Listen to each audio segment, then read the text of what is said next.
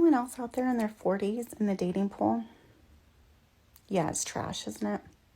The dating pool is full of trash. Why is it that in our 40s, we can't find men who can communicate? Where are they?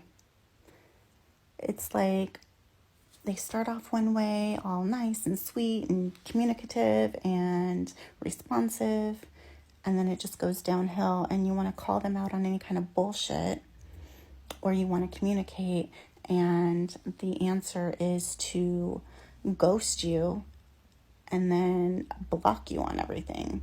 I don't understand why ghosting and blocking is a thing in your 40s. Fucking communicate. Aren't we overplaying these childish games? Not really, no. Okay, TikTok, somebody answer this for me. So are we supposed to lie about our past relationships when somebody asks, or do we tell the truth? Because me, coming from an abusive relationship, when they ask and I tell them the truth, I don't lie, then it's like I get ghosted, I get blown off, I get ignored. It's like they drop off the face of the fucking earth. So is that the thing now? Is that we lie about our past? We lie about our past relationships and we start a new relationship off with a lie? Or do we tell the truth?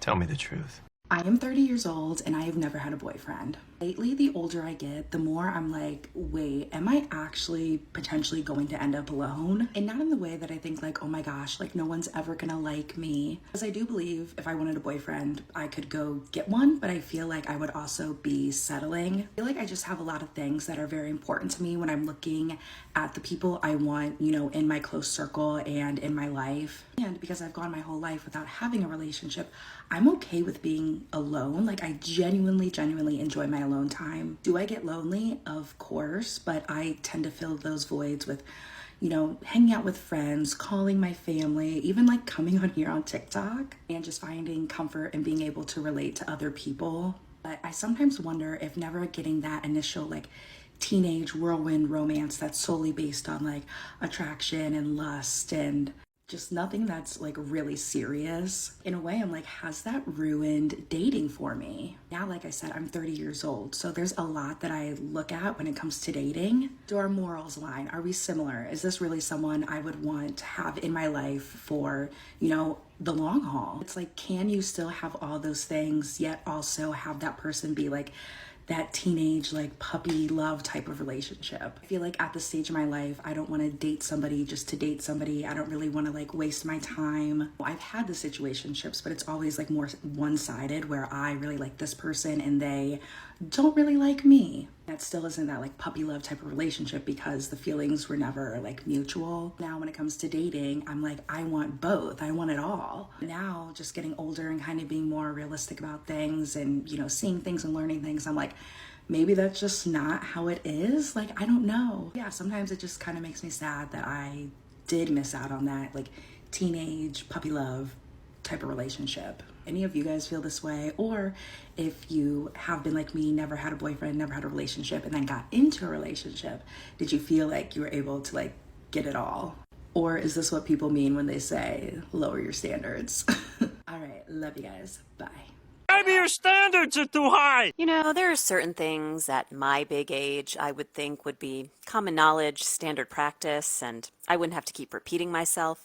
And yet, here we are. I had hooked up with this guy several weeks prior. He was pretty sweet, recently separated, hadn't dated in a long time. He finished pretty quickly once we did the deed, but that was okay. He had already gotten me off. But the next time, he didn't bother to handle that before he went in, where he once again finished pretty quickly. And while the opportunity is still there to take care of me manually, he's making no efforts to hide the fact that he is exhausted. Which is fine. I understand your bodies are different from ours and often completely depleted of energy once you've had your release. So I tell him, very respectfully on the way out, hey, just make sure next time to take care of your partner before you finish. And I can tell he's uncomfortable, clearly in fight or flight mode, and just wants me to leave, so I do.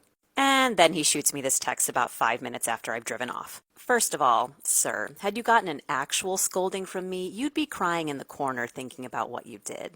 Second of all, you're a grown-ass man. You're in a long-term relationship. Not only was I being gentle to avoid triggering any insecurities, but you should know better.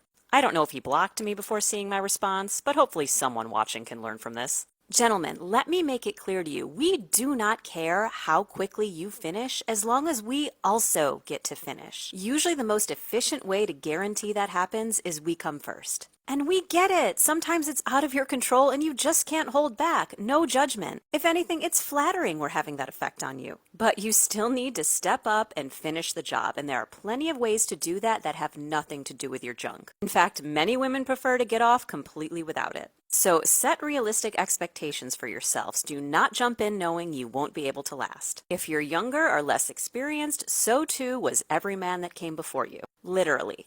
Good partners will be patient and more than willing to work around it. So too should you. And before any of you come into the comments rushing to defend this man, because there's always some of you who do, please think twice before publicly admitting you make no effort to sufficiently satisfy women. I'm here to tell you right now, we don't care. Okay, this is to all the men that call me fat. You are allowed to be attracted to this, okay? There is nothing wrong with being into this.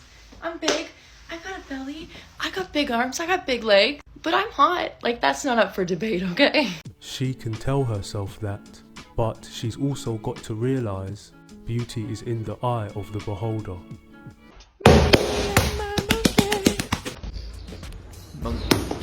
The only reason why she is angry is because the men who try to talk to her become uninterested, probably because her communication skills are just as horrible as she claims theirs to be. I call pot calling the kettle black on this one. Okay, she is a hypocrite. No guy wants to date a woman who has baggage. It just gives him yet another troubling situation to deal with.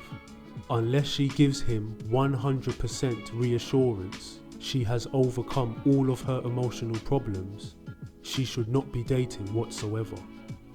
I wholeheartedly agree. Don't ever settle, honey. Keep chasing after Chad and Tyrone. And if you can't find him, purchase some cats. You said you get yourself into situationships with Chad, but Chad doesn't ever commit.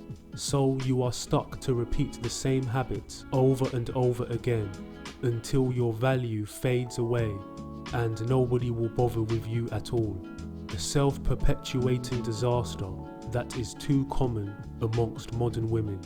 They all got what they wanted. Just imagine if a man said that to a woman.